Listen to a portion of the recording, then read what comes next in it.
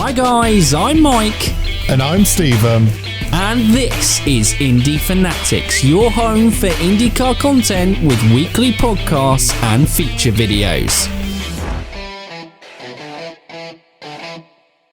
Welcome back to the channel and to another feature video.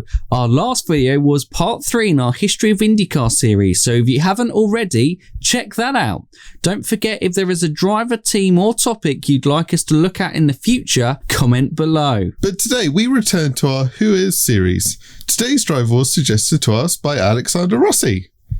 His fan page. He did suggest himself.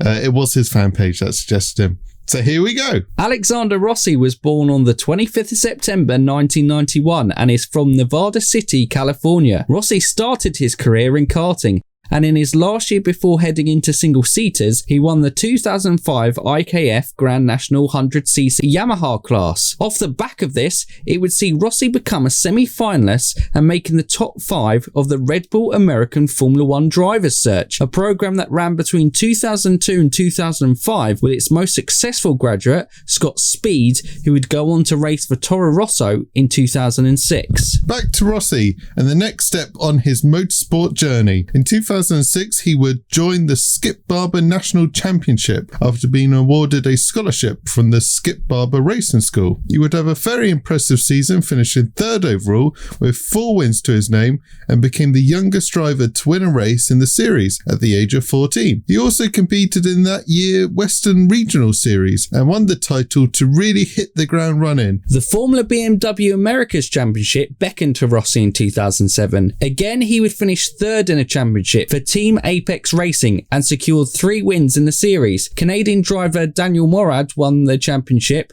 that year with Euro International, who Rossi would move to and compete for in the 2008 season. He would absolutely dominate the year, winning 10 of the 15 races, becoming the first and only American to win the series.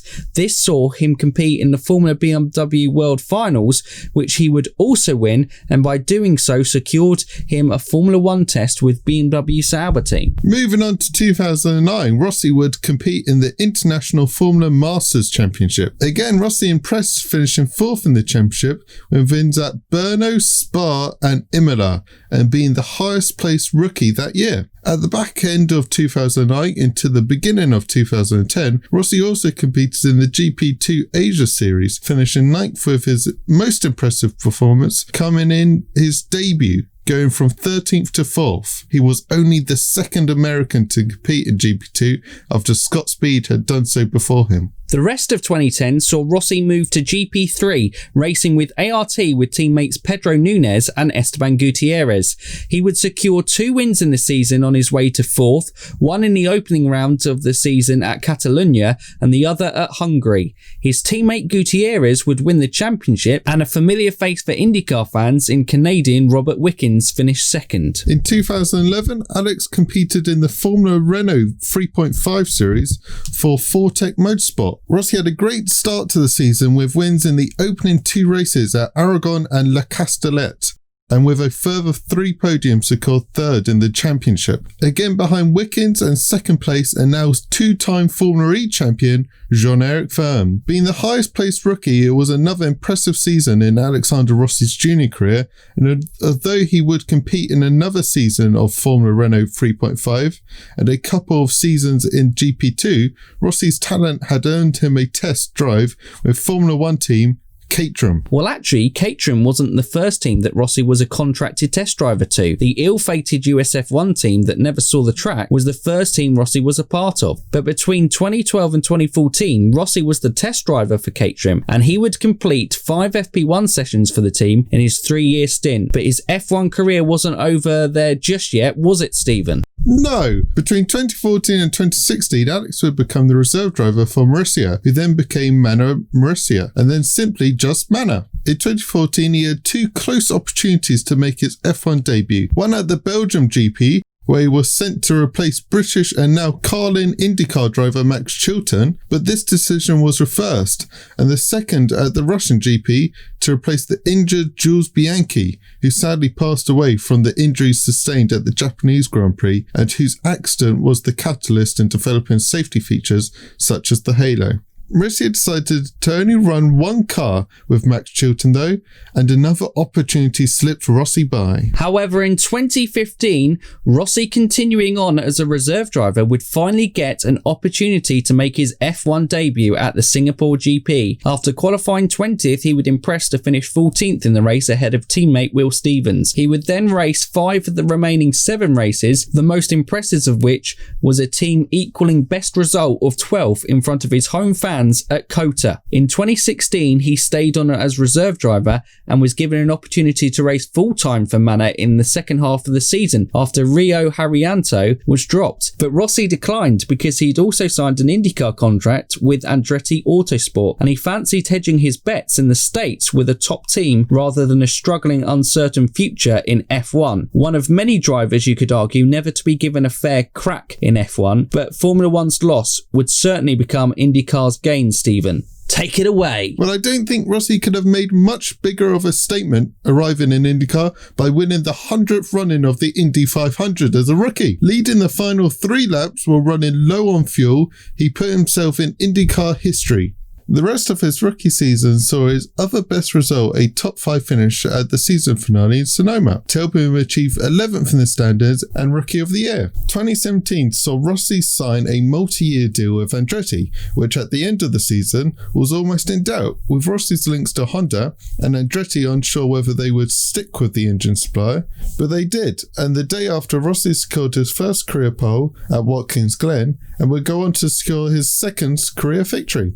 During the season, he also picked up podiums at Toronto and Bacono and qualified on the front row at Indy. They could only manage 7th in the 500 defence, and 7th was also his finishing position in the 2017 standings. 2018 was the season Rossi really stepped it up a gear and showed off his talent that he'd showed all the way through his junior career. With 3 wins at Long Beach, Mid-Ohio and Pocono, 10 top 5 finishes and 14 top 10 finishes, Rossi would come runner-up to Scott Dixon by 57 points. Though disappointed he wasn't able to secure the championship, it secured his reputation as one of the top drivers in the series. A performance to highlight this was qualifying on the back row in 32nd at the Indy 500 and impressively working his way through the field to finish 4th. 2019 was another impressive year for Rossi, finishing 3rd in the championship with wins at Long Beach and Road America and a further 5 podiums. He came so close to another Indy 500 victory, narrowly being beaten out by Team Penske's Simon Pagenaud, which he would follow up with another 2nd place at Race 1 in Detroit and a 2nd place finish in Texas.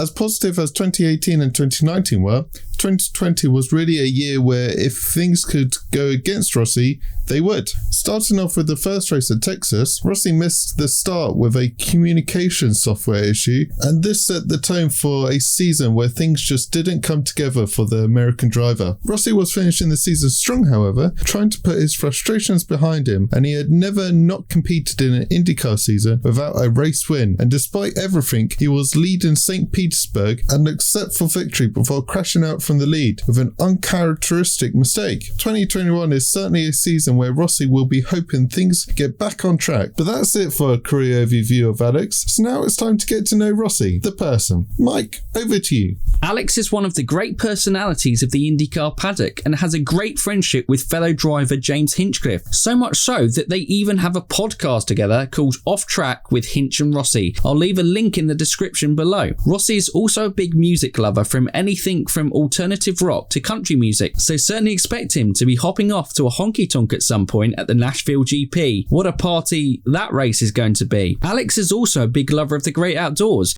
and loves skiing and mountain biking, and his favourite city is Lake Tahoe in California. Maybe he can pop in and see the latest Hell's Kitchen winner Corey next time he's up there for a meal that's as good as he is on the racetrack. Hey, come here, you. Hey. Okay, I'm sorry, I forced in a Hell's Kitchen reference. I love the show and I'm not ashamed of it. Well, seeing as you're getting distracted again, now seems as good a point as any to round this off. We hope you have enjoyed finding out a bit more about Alexander Rossi's career to date, a very talented driver who couldn't find his way in F1, but has certainly found his home in IndyCar, already an Indy 500 winner and being a total contender as well. You certainly would not bet against Rossi to score a further Indy 500 title and an IndyCar championship, as he certainly has the talent to. Don't forget, if there is a driver, team or topic you'd like us to cover in the future, comment down below. And if they're new around here, Stephen, they can like, subscribe and ding that bell. Ding it. So for now, you Indy fans, keep racing.